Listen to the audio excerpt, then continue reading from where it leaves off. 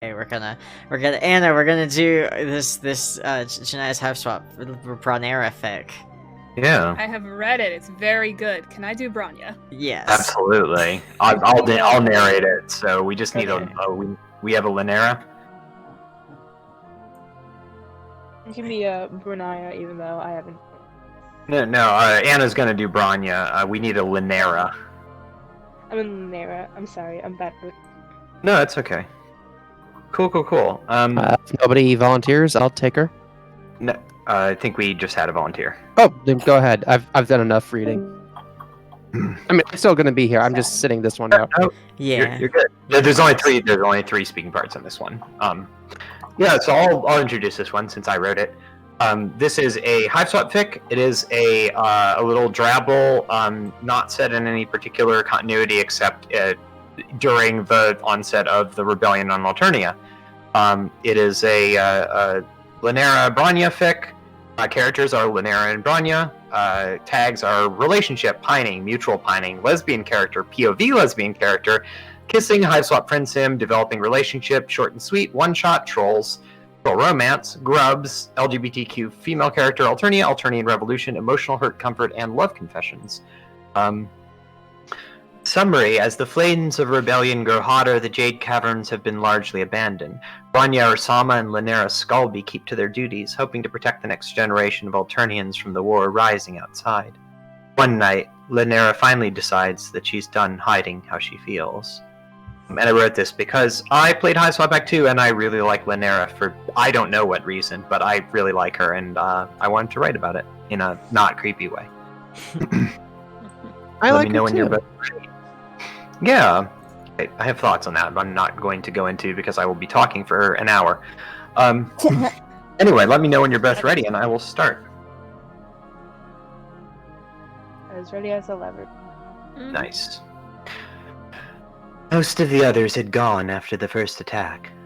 They had begun to run when the first low hum of the drones sounded over the horizon. Bronya told them not to go. Told them that there was no way that they'd be able to outrun the winged death that was the Imperial attack drones. The attack wasn't even specifically directed at the caverns. In the end, it hadn't mattered. Half the Jades decided that they'd be better off taking their chances outside. They'd fled during the day, thinking the attack wouldn't come until night. They had, unfortunately, been wrong about that. Linera stayed inside the caverns and shut her ears against the sounds from outside. The roar of the bombs dulled down to a muffled growl. She shut her eyes tightly, curled up in the corner, and wished that it would all be over quickly. If she was going to die, she hoped that at least it would be fast and coming. That was about all she felt like she could hope for these days. The fires of the rebellion were fanning everywhere, and sooner or later the Jades would be caught up in it.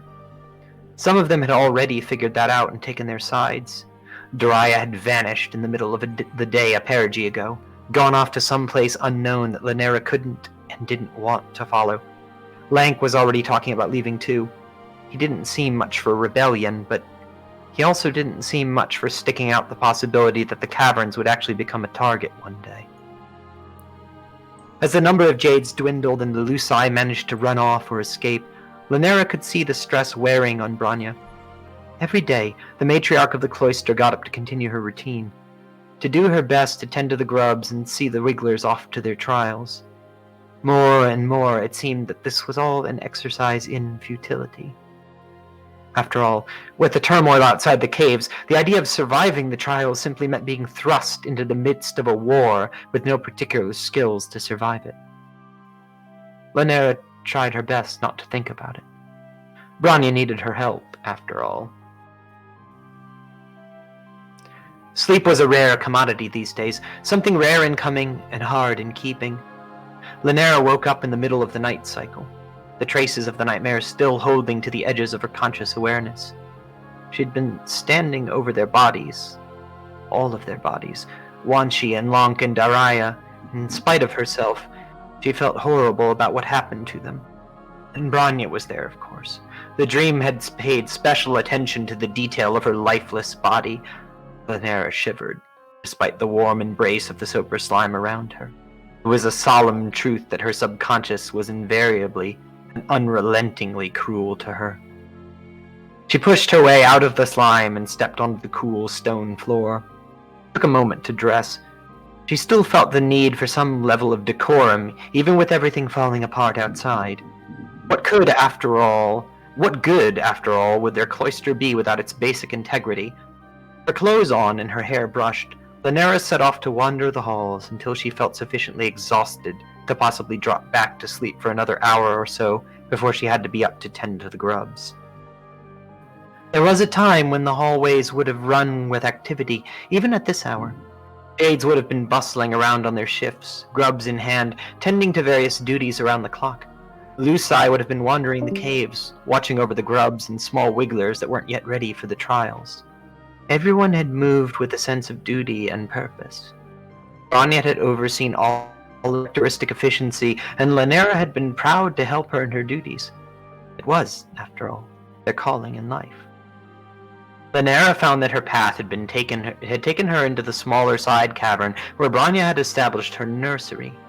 In spite of the borderline treasonous idea of helping weak and ailing grubs rather than culling them, Bronya had persisted in that small defiance born out of her genuine care for others.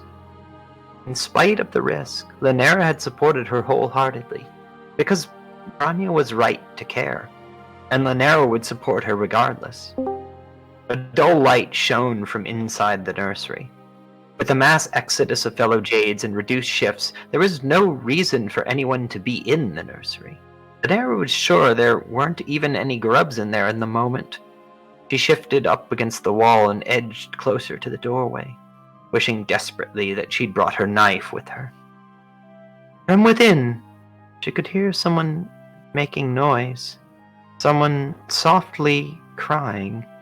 There was something so familiar about it. Shifting around the corner, Lanera saw why.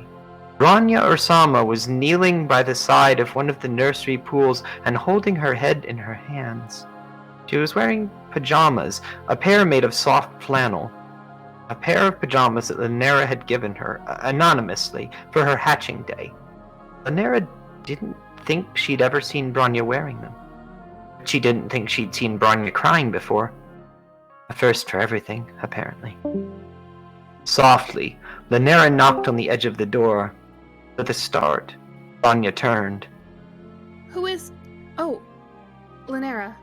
Her voice was quiet and hesitant. I'm sorry, is everything okay? Thoughts raced through Lanera's mind. What should she tell Bronya? Should she lie about how she felt? Did she say yes, she was fine and everything was going to be okay? She'd been telling that particular lie for sweeps, long enough that it felt almost true now. Or she could tell the truth. No, Lanera said quietly. no. The thing isn't okay. She clenched her fist tightly and stepped into the room, looking around nervously as if there was even a remote chance of someone else being there to see her, to embarrass her. Anya shifted and stood up, brushing the front of her pajamas. What's wrong? She asked, her face suddenly a mask of worry. No, I should be asking you that question. Every day you get up, you put on your bravest face so that we can all do what we need to do. You lay us and you inspire us and... Lanera didn't know how to finish without breaking down into a fit of sobbing, so she let herself trail off into a harsh sniffle. Anya took a step forward and reached out. The hand on Lanera's shoulder. Lanera hoped that the light was low enough that Bronya couldn't see the jade flush that suddenly spread to her cheeks. Part of being a leader, She said, is 1. Making sure everyone you lead is okay, and 2. Comforting them when they aren't. Lanera smiled, and Bronya continued. So, if something is bothering you, I want you to tell me.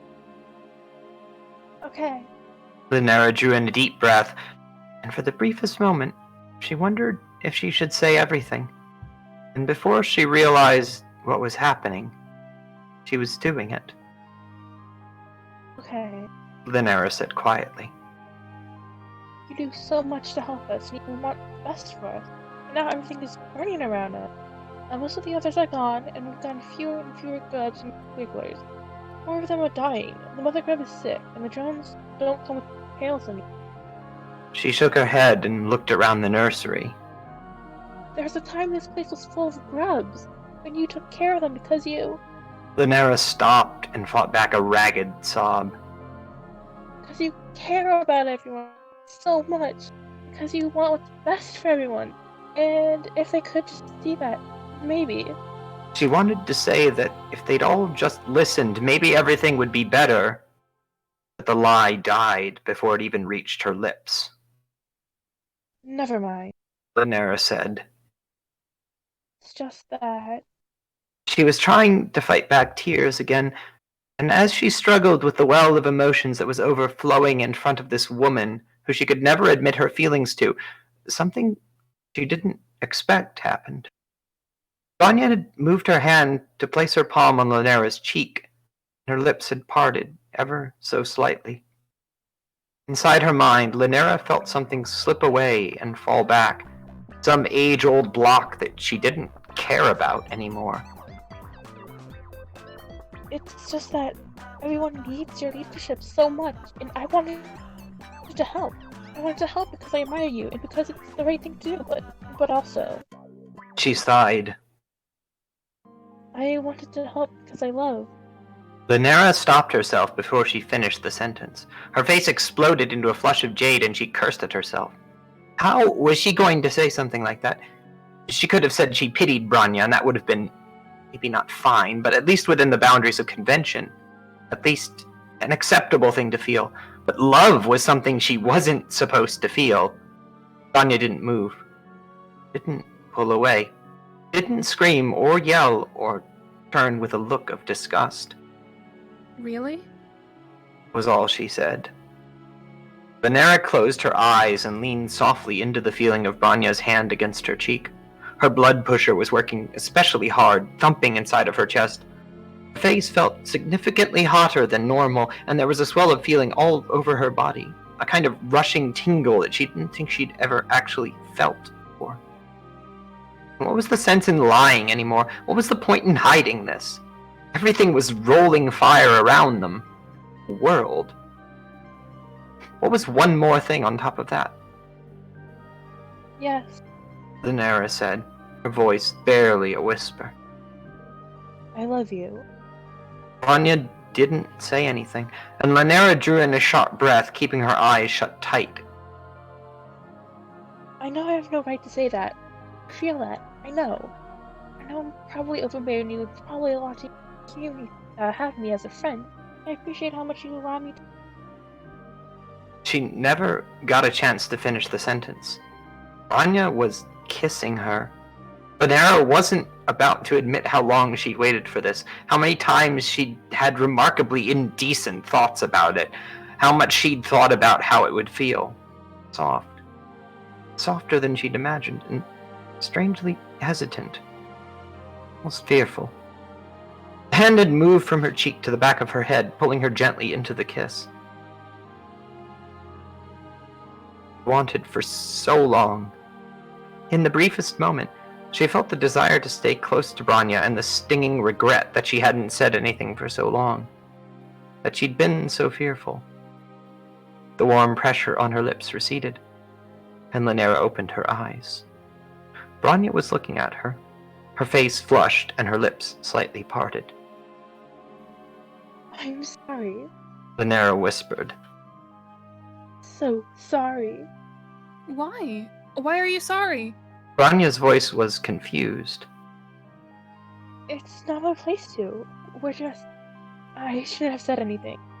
Quickly, Lanera shrugged Bronya's hand off and turned away. I'm sorry. She said, her voice louder than before. This was a mistake, and I'm sorry. Her shoulder slumping, Lanera walked quickly out of the nursery and back towards her room. She'd been able to get back to her room before she started crying in earnest. She sat at her desk and finally the tears came in full, hot and ugly and incessant. How could she have been so incredibly stupid? How could she have said and done something like that? In all likelihood, would destroy her friendship with Bronya forever. As soon as Bronya realized fully what had happened, that's when the anger would come. She might not kick Lanera out of the cloister. They barely had enough jades on hand to tend to basic duties required of them, but she would never look at Lanera the same again. Stupid, stupid, stupid, stupid. Lanera muttered to herself, softly banging her head against the worn wooden top of the desk. Why am I so fucking stupid? She'd admitted to the most flushed possible feelings for Bronya, something that was borderline forbidden to talk about in Alternian culture. To claim something so strongly. It was true, and there wasn't anything Lanera could do to deny that. She'd been watching this woman since she entered the cloister, her admiration growing with every passing day. She'd been taken into confidence and shown sides of Bronya that she knew most never got to see. To throw all that away, for what? A kiss and a confession? Stupid. She banged her head hard enough against the desk for it to hurt this time. Hard enough to remember it. And she began crying again. Crying so hard that she didn't hear the sound of another person walking into her room. Please don't do that to yourself, Lanera. The sound of Bronya's voice behind her had Lanera up with a jolt. She turned in the chair to see Bronya standing there, still wearing the pajamas, and frowning. Oh no. I'm so sorry, Bronya. Please forgive me. Forget I've said anything. If we could just go back to how things was, I'll never bother you again. I'll never say anything. Please. Please. Please. She could hear the pleading in her own voice. Bronya walked over and knelt down next to her. And to Lanera's surprise, she placed a palm on her cheek again. Why would I do that when, 1, you said you love me, and 2, I love you too? Lanera was entirely sure that she'd lost her mind at this point. This had to be an especially elaborate Bronya-shaped hallucination that was simply reflecting whatever she wanted to hear most desperately, whatever secret desires she held deep in her blood pusher. But this felt so real. She could feel the slightly rough texture of Bronya's palm against the sensitive skin of her cheek. She could smell the clean scent of soap and lotion, smells that she realized she'd come to associate with the woman she loved. I knew you gave me these, you know. Knew for a long time. Bronya's other hand fidgeted with the soft flannel of her collar. I didn't say anything because... I'm not sure why, actually. She looked away, shame in her face. I suppose I had my suspicions that you felt the way you do about me, and... She heaved a thick sigh. I didn't say anything for a lot of reasons. Maybe 1, I didn't want to ruin our friendship. 2, I didn't want to do something inappropriate for our position, and 3, I hoped that maybe the feelings would simply fade away if I ignored them. It turns out... Bronya said. That is not at all how that works. But you said it yourself. Lanera said, her voice tinged with pain. It would be inappropriate for our position. We're expected. She couldn't finish the sentence. She couldn't think of anything. The world is on fire. Who cares what they all think? Bronya's voice had an edge to it that Lanera didn't think she'd heard before. Her hand had drifted to the back of Lanera's head again, her fingers gently grasping her hair. Lanera closed her eyes. I want to do it too. Their second kiss was slower than the first, and it lasted a lot longer. And this time, the bitter taste of regret was nowhere to be found. That was really good. That was so Thank you. You love some good lesbians.